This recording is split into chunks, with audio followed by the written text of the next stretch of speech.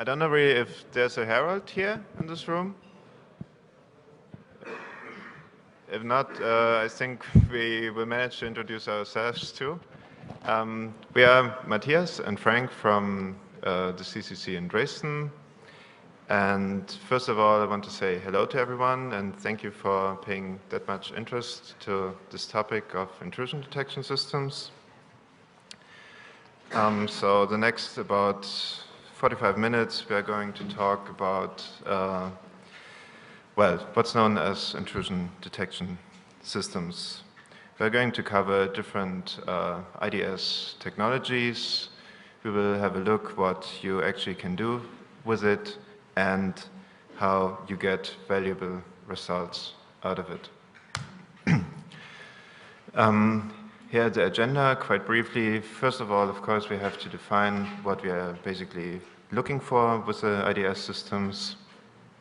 Then we will talk a bit about why you should use intrusion detection systems, what they are good for, what not. We will give you an overview of IDS technologies. Some of them are not really made as IDS technologies, but you can use them as such. Quite good. We will talk about basic problems involved with those things, and we are trying to show you some solutions. One of it will be a hybrid IDS framework. We're going to show you there still will remain a few problems, and we also will show you some approaches how to deal with it in correlating events those IDS systems are reporting. So starting with attacks or intrusion methods, well, we have to categorize them a bit. So the first class, anyone using Internet Explorer or Outlook will be very familiar with. Those are worms, viruses you might read about from time to time, or Trojans. For EDS systems, they are quite easy detectable because they make a lot of noise. I mean, they don't really try to cover themselves while they are spreading. Much more difficult to find is manual attacks using the CCC approach, cover, concealment, and camouflage. Those do not produce very much noise or basically things you can look for on your system or on the network. A different way to classify attacks is you can distinguish between local and remote attacks. So local attacks will be more or less everything that gives you higher rights on the system than you should have. You know, things like buffer overflows, format swing attacks, race condition, which will give you privilege escalations. Or for remote attacks, well, you also can use buffer overflows to use those systems remotely, install Trojans, rootkits, or bots of all kinds, or simply deny services the system is offering.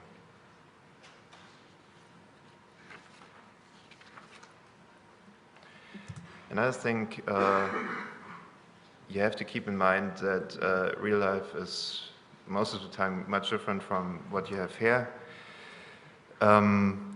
Most of the time you have to deal with crappy software, you have to deal with zero-day exploits, you have to deal with boxes in your network you don't really know what they're actually doing. You know, from some vendor sends it to you and your boss says you have to have it. You will find some admins that like to go home bang on time, so they're not really looking after patches.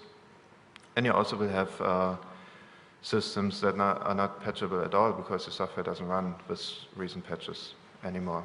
And I'm not talking about Unix-like systems, but you can imagine it's more related to Windows systems. And of course you have to live with all kinds of trade-offs in those systems and those environments, you know, you find in the student network, on the internet, or on company networks.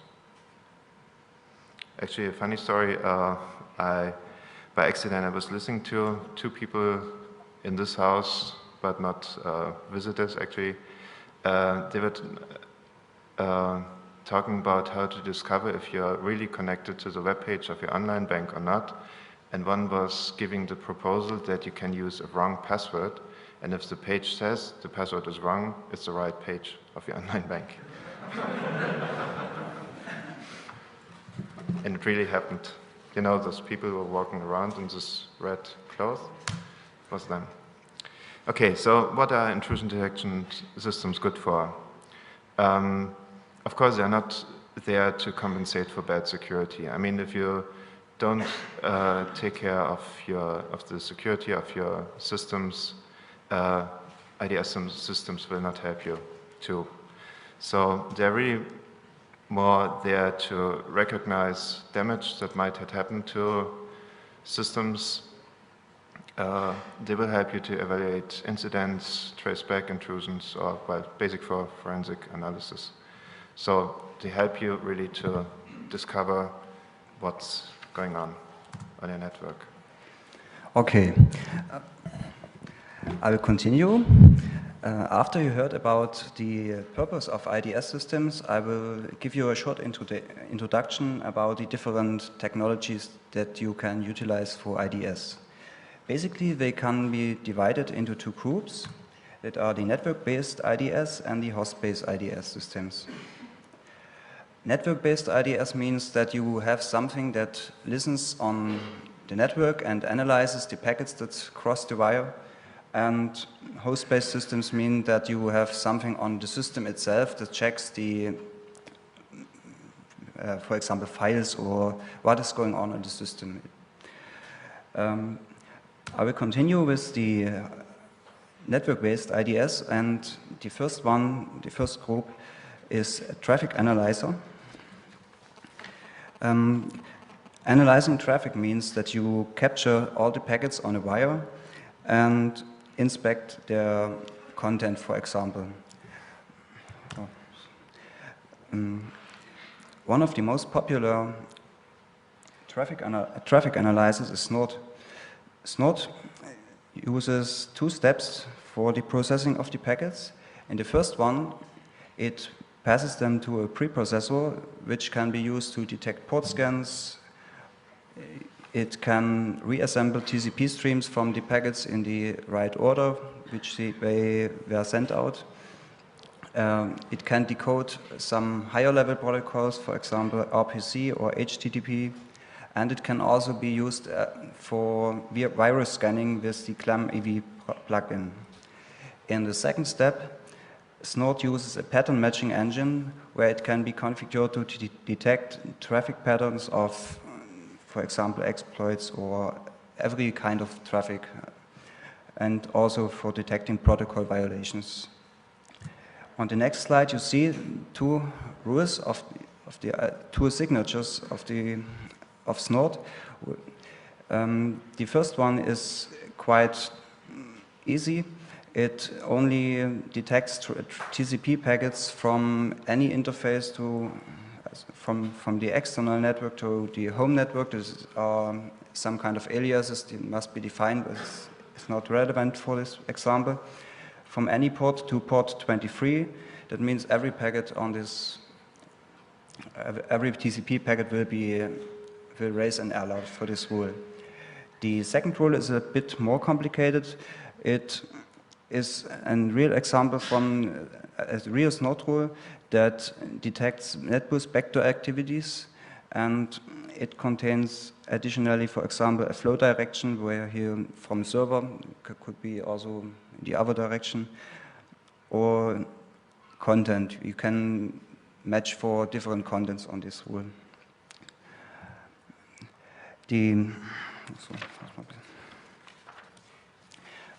Sometimes it's not efficient only to look at the content of the packet. Sometimes it is also interesting who is talking to whom. And a technique which makes this possible is traffic accounting. For traffic accounting, there is a standardized protocol. It's called NetFlow. NetFlow is invented by Cisco for traffic accounting and billing purposes. And the implementation of NetFlow, you can see on the picture, consists of two parts or two components. The first one is the so-called flow probe, which is a software that could be implemented in the firmware of a router or on a PC. That this software counts every packet that passes the router, in this example, and exports these informations to a so-called flow collector, which is the second part of the implementation. The flow collector receives the packets and stores them on a database or what else for further processing. So the value for IDS is that we can detect anomalies in network utilization.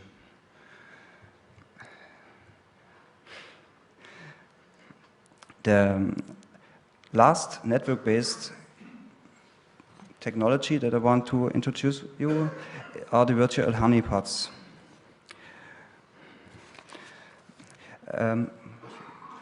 As you might imagine, analyzing and accounting traffic is not the real thing because it raises many false positives. So you cannot say if the detected events are really an incident. So with honeypots, you get a facility to improve the value of these events. Honeypots are basically dedicated systems with traps. That means you can run on these honeypot services, for example, a web server or a file share that can be accessed from everyone on the web, not from the web, from everyone in this network. So, but with the exception that this system has no production purpose. So an access to the honeypot is always suspect. Honeypots real honeypots have one big disadvantage. So because they are costly to deploy, that means when you run Windows honeypots because you want to catch Windows worms, you have to buy a Windows license for them. So a possible solution could be virtual honeypots, like the Honeybee. Honeybee is a virtual honeypot, and it's able to emulate whole networks with routers and switches. All network latency times can all be configured. It emulates hosts with fake identities. You can say Honeybee that it should appear as a Windows NT system or Linux or a Cisco router based on the Nmap fingerprint database. It has a scripting interface for services, so you can run fake services, can emulate an open mail relay, for example.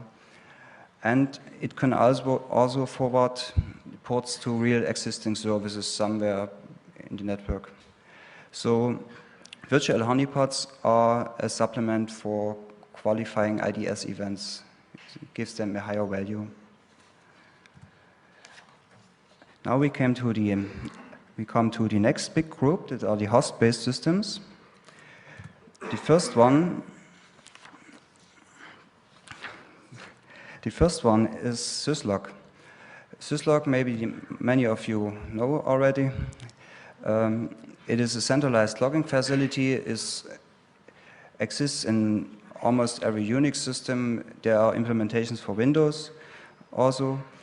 Syslog, analyzing the log files provided by syslog, tells you about failed or successful logins, access to services such as web servers or mail services, firewall, the packets that were be accepted or blocked, or creation of new users or hardware events. Syslog can also be utilized as a network service on an external system. That means if you log to this external system, it would be very hard to wipe out the logs because this is external, not on the attack host itself. There are also some tools which help you to deal with the information in syslog, because the files can be grow very big. No one would get an overview on them. So, for example, with logcheck, you can get a summary of files and send the administrator an email for with special configured patterns.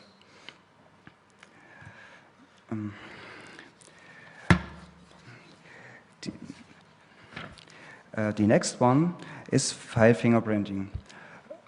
The value of file fingerprinting becomes clear when you remember the Unix philosophy that everything is a file. So you have real files, links, symlinks, Unix sockets or pipes, named pipes, that could be files.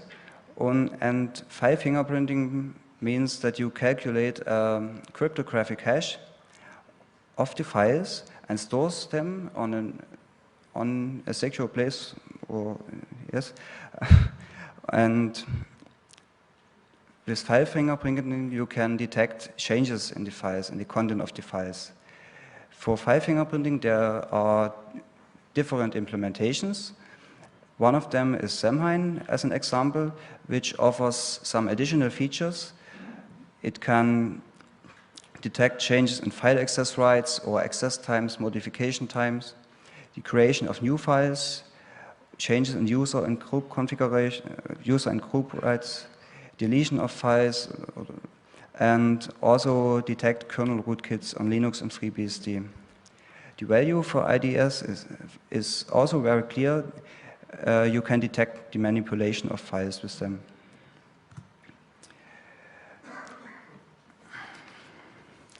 Beneath the former introduced host-based systems, there are also some system integrity checkers that I want to mention only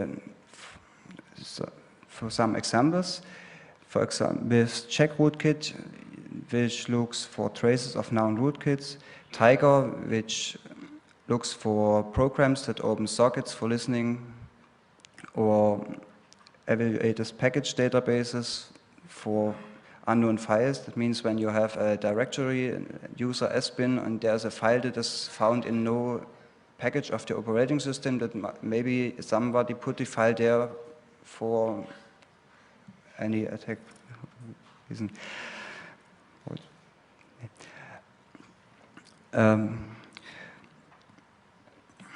You can also some different tools to do vulnerability checks on installed packages or installed software, and also use historical performance data for detecting anomalies. For example, when the system activity raises very suspect. The advantage of diversity of tools is if some of them, the log file of some of them gets deleted, maybe another one has catch the event also. The last IDS technology that I want to introduce to you is systrace. Systrace is the implementation of a security layer, which at the kernel level, it is implemented in the base systems of OpenBSD and NetBSD. There are also patches for Linux and FreeBSD. Systrace enforces a policy that allows a particular user to execute syscalls or not. It means there's a policy manager that will be asked every time a syscall should be raised. And yes. If a process violates its policy, the denied syscall will be also logged to the syslog. And there are also some similar technologies, the role-based access control, for example, grseg and rsbug on Linux systems. So now we have seen many different technologies. Most of them were not developed as an intrusion detection system, but can be used as such. Since most of them log failed attempts of what they are actually trying to protect. However, all those different implementations were really not designed to work together in any way. So each system was built on its own island, and it's quite difficult to combine them in some way. Well, to give you an idea, what I mean, Snort, for instance, it can log to its own MySQL database, it can log to flat files, to binary files, but all this is very special to Snort. NetFlow, we have seen it sending UDP packets to the collector, and there the information is on, but not on a central system. With syslog, we have those flat files. You can pass them, but it's not really that you have them in one central database or something like this, where you can do further evaluation. With Samhain, well, same thing. HoneyD, same thing. So you have a very distributed data storage. So each system, again, its own island.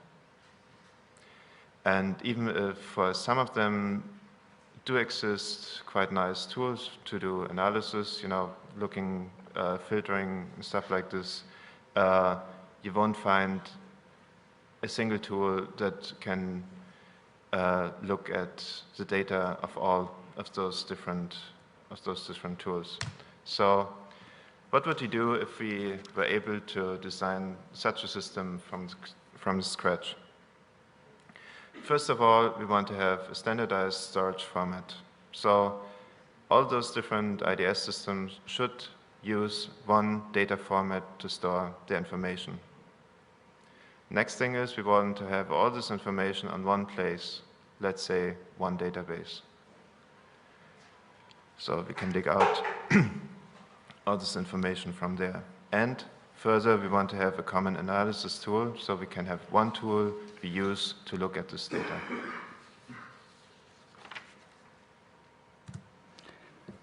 One of the main problems was, as Frank already said, that the sensors provide different data formats. You have the NIDS systems that provide, for example, IP addresses, TCP flags, or packet payload, which are very different data from them that host-based IDS systems provide. That could be file names or access rights. So how to store this in a general format? The solution is the XML-based IDMEF. IDMEF stands for Intrusion Detection Message Exchange Format, and this is an object-oriented format. It provides classes of alert objects that can be easily extended to fit for every kind of sensors. You can insert objects for representation of files or IP address ports. It's very configurable. IDMEF is not just another file format. It is a draft from the Internet Engineering Task Force. So it is very probably that this format becomes the new standard for intrusion detection message exchange. It means an RFC. And as a conclusion, this is one format to store them all.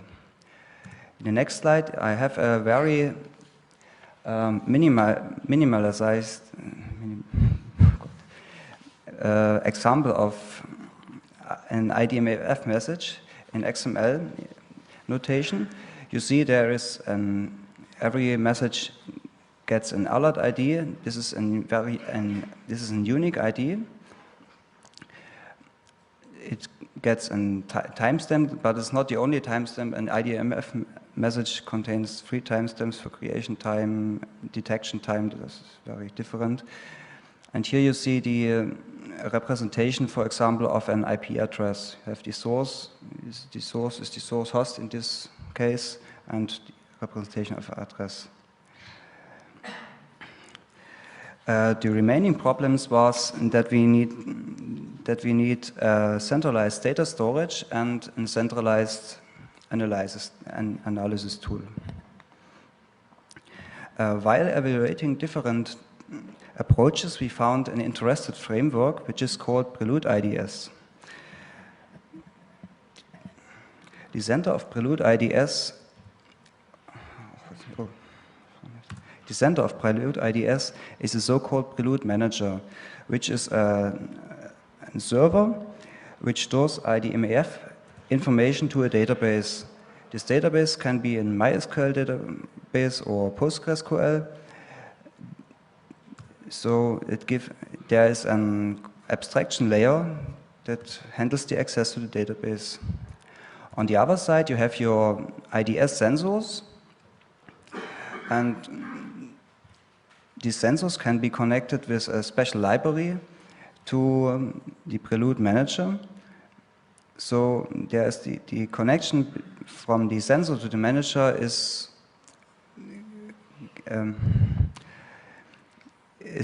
encrypted with TLS, Transport Layer Security. And on the other side, I forgot. libprelude has an additional features. It maintains a local cache for the sensors. That means if the Prelude Manager is not reachable over the network, for example, fail-safe reason, the local cache it acts as a kind of buffer for the data, and when the connection comes back, the buffer will be flushed to the manager. Prelude also consists of an IDS console. This is a web-based console. This is called Previca. Previca uses also the Prelude, as libprelude database library to connect to the database. And it looks like this. We have it here as a little demo. You can see there are the events. We have some generated beforehand. So here you can see an user authentication, an host-based event, and user authentication that has failed, was detected. We can click on them and get deeper and see there's actually 2 events, and can also get a detailed view on them. Here see the times that I mentioned before, and the creation time, detect analysis time. And you get information about almost everything. You can also see these heartbeats here. These heartbeats are information that the sensor send periodically to the manager to send him a message that the sensor is still alive. This also can be seen on this view, where you can see the status of the sensors. So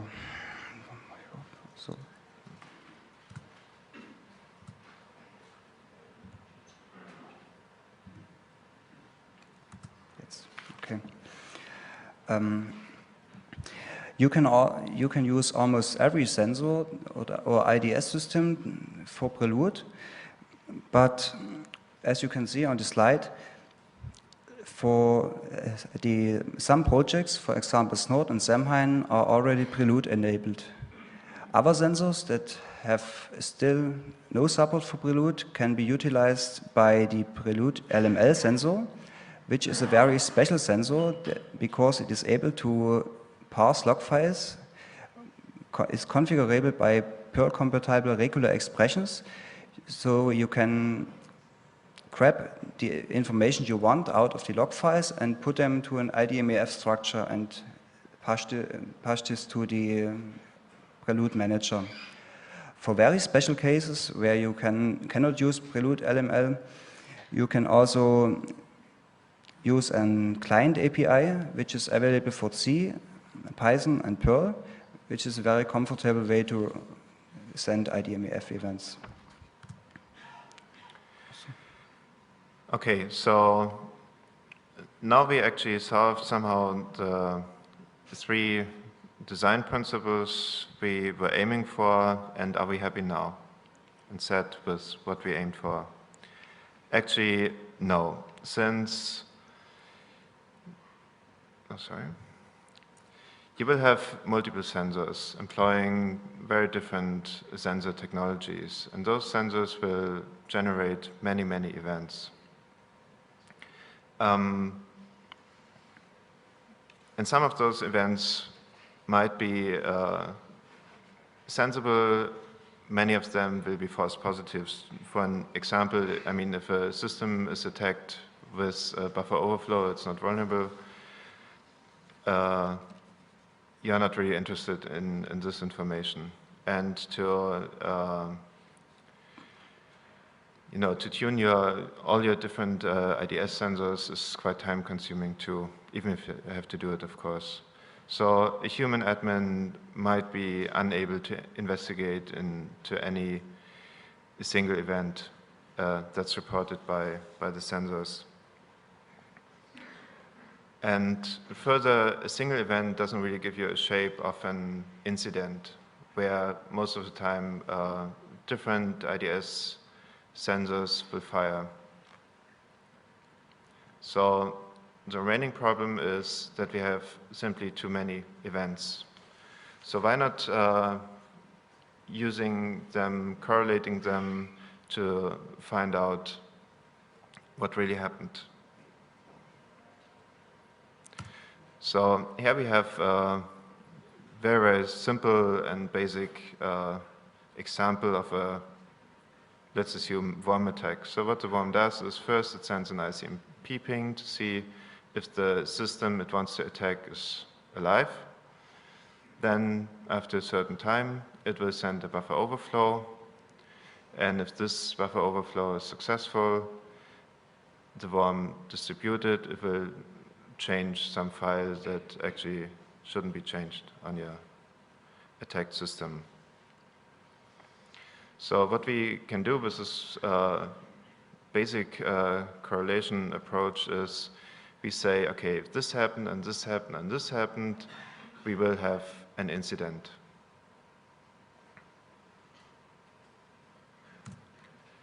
The problem with those sharp rules is that they might be too exact for dynamic behavior of the attacks as you find them. In this example, we try to visualize that if the ICMP ping is a bit too early for some latency, if a worm spreads, I mean, your network hardware gets a bit overloaded. So it might take some time to get an answer. So in that case, you would come to a wrong conclusion.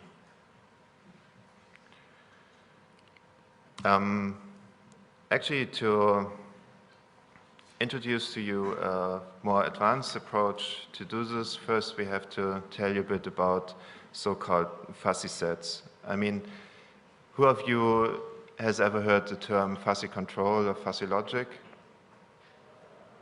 Wow, that's really a lot. Okay, for the other people, I try to explain it with a very simple example you find in most textbooks. Sets, from school, are a very sharp definition of what values belong to the set and what values don't belong to this certain set. So if we define a set called warm, we could say every temperature value that is above 23 degrees belongs to the set warm and others don't in that case. So what is about 22 degrees? I mean, it doesn't belong to the set warm, but for sure it might not belong to a set called cold or representing what's cold. So humans actually think a bit differently. They would say, I mean, yeah, maybe it's not so warm, but they still would use the term warm. And this actually is used in fuzzy sets. So you define a so-called membership function, and this membership function tells you how much your value belongs to your set. In this case here, we have a membership function, which is a ramp in the beginning, start from 5 degrees up to 23, and then the membership function gives you 1. And for the set cold, we have a similar thing. So this is warm till 5 degrees, and then you have this ramp. So a temperature of, let's say, 18 degrees, where only can guess it, will belong to the fuzzy set warm by 0.7, and to the set code by something like whatever, 0.4. So fuzzy sets are more a mathematical representation of how humans use this term set. Of course, you can have many more membership functions. Here are a few of them. The first one is this sharp classical set. You also can have this trapezoid membership functions, triangular ones, and, well, you can use Gauss functions or E functions, and there are many more.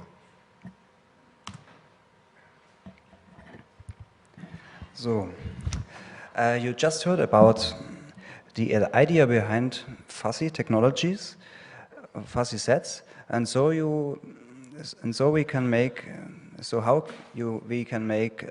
use of them for IDS. The first one would be to formulate a so-called fuzzy rule.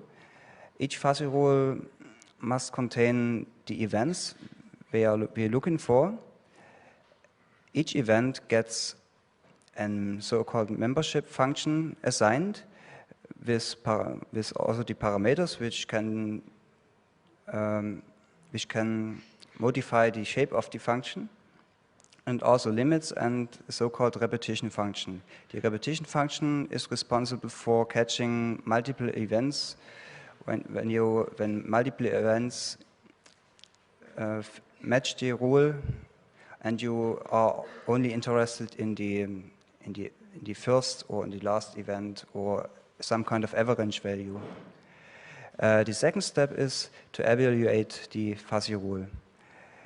So you have to search for the matching events at the beginning, and then you can calculate the grade of membership for each of them. And in conclusion, you can do the correlation step, and in this context you can interpret the membership grade as a kind of probability value, and use the multiplication, like in the likelihood theory, to get a final result for the correlation. This is an example for the correlation. As you might remember, the example from Frank in the beginning was a similar attack or incident. For each event, we assign a membership function. For example, for this file changed event, the square function, for the buffer overflow, we know that it appears about 2 seconds before the file change event. This is only an example. And the ICMP ping we expect to appear 1 second before the buffer overflow for demonstration now only. So for rating the value of the events at a particular time, we have to set a point of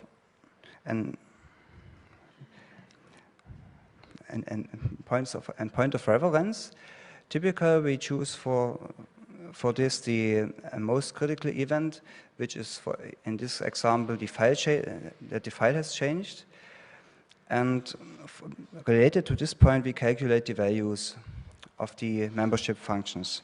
So we got for the file change the 1.0, because it is the event itself that we set as the reference point. The buffer overflow will be rated with 0.9, and the ICMP ping with 0.8. And as you can see in this box, we can use the multiplication again, and get for the final result 0.72, and this value can be used for could be interpreted as a kind of risk level.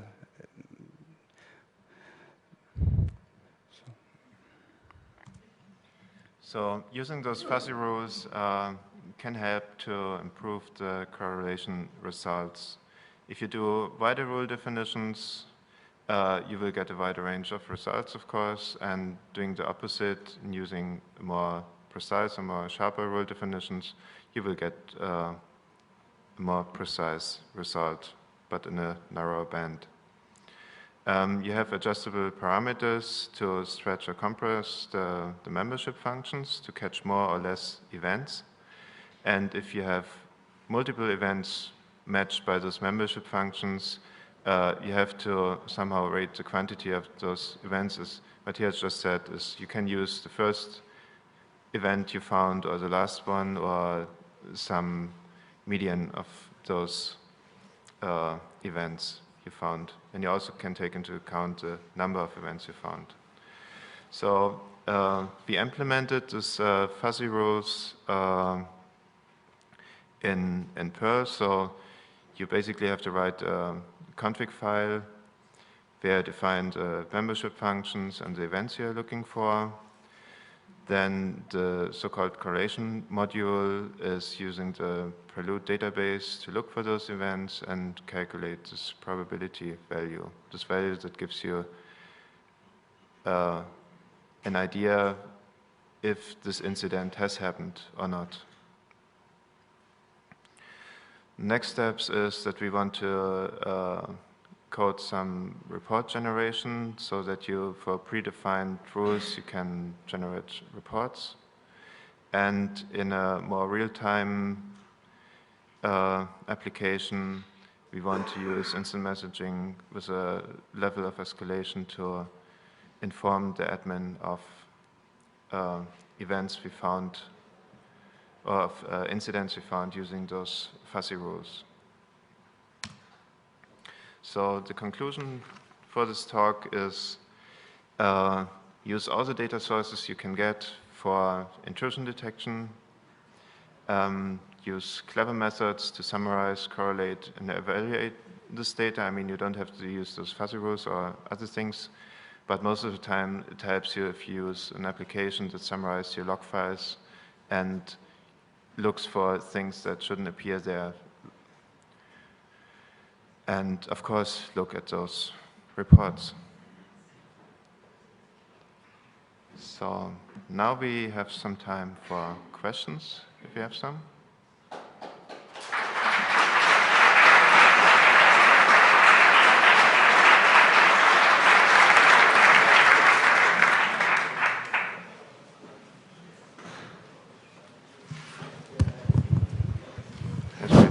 Okay, so at the beginning you said if you use different tools, so the tools, if somebody was trick a tool, you have another tool who can probably find that there's something going on.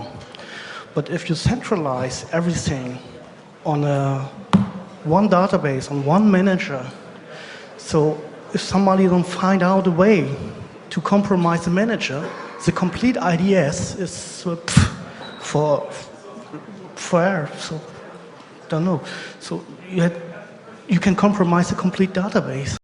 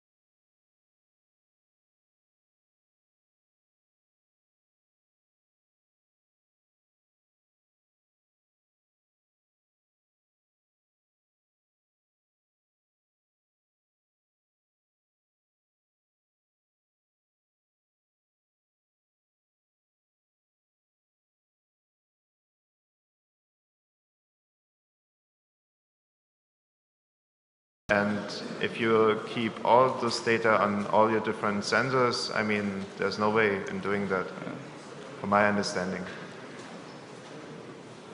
But you're right, I mean, I see your point, sure. And all I can say is take care of your central database, sure.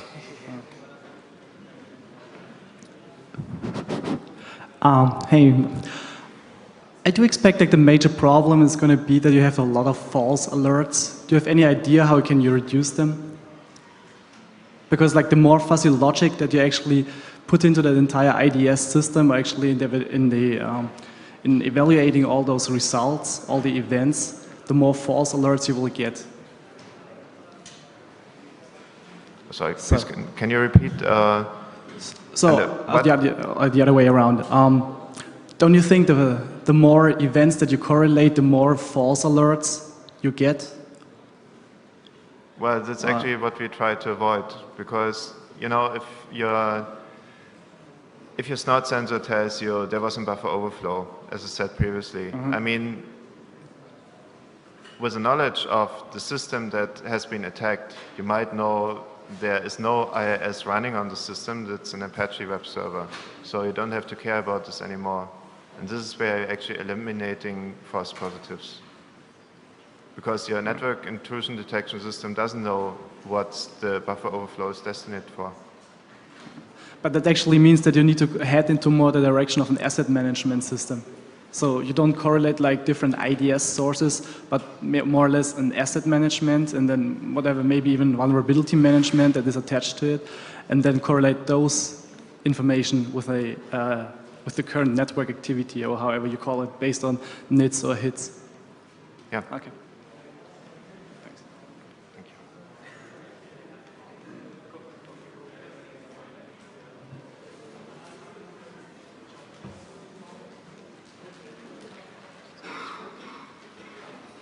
you. In correlating data, have you looked in how far have you looked at the source IP addresses for correlating data? Do you assume that attacks will come from the same IP address?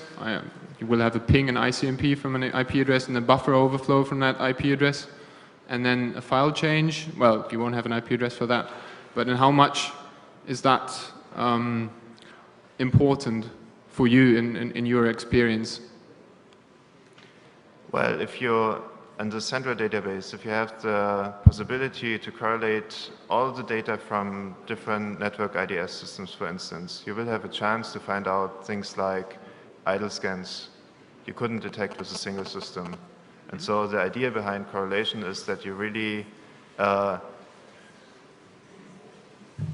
can combine different events you get out of your intrusion detection systems into an actual incident. So you can find out if this attack happened from this system and another one from this system, that you know the attack itself maybe is correlated to each other, but the several IP addresses are not. And you can use this in your rule set for finding incidents. I understand the theory. I'm just wondering, I mean, I will always have someone pinging my network. I will always have someone sending the latest PHBBB exploit buffer overflow. So I'm wondering whether you will always really have to correlate the source IP address, and whether this will mean that attackers, to bypass an IDS that correlates data, will have to use different IP addresses to get past this, or to make it harder to be detectable. Well, what you say is applicable to systems on the internet, I think? Yes. Yes. Well, since you're free to define your own rules, I mean, you can leave this out. Absolutely. I was just trying to mention. Yeah, okay, thank Thanks. you. Thanks.